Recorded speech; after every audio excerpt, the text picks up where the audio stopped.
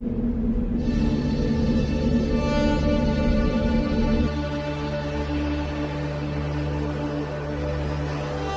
去不了的，全部停票了。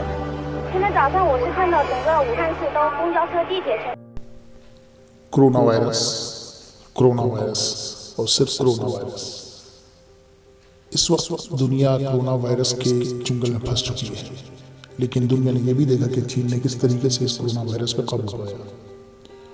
उसने अपने शहरियों को लॉकडाउन करा, लोग घरों में महसूस हुए। 60 दिन 76 दिन तक उन्होंने पूरा क्लीन अप ऑपरेशन किया।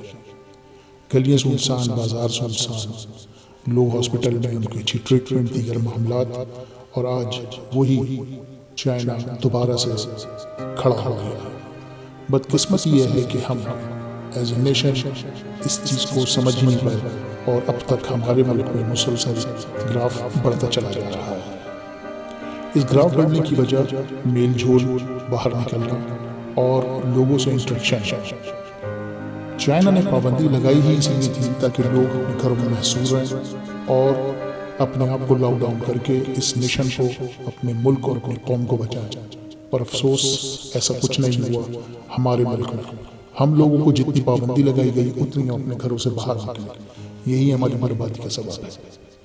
खुदारा अब भी इसको समझें और अपने लिए और अपनी फैमिली के लिए ज़िंदगी बख्शें।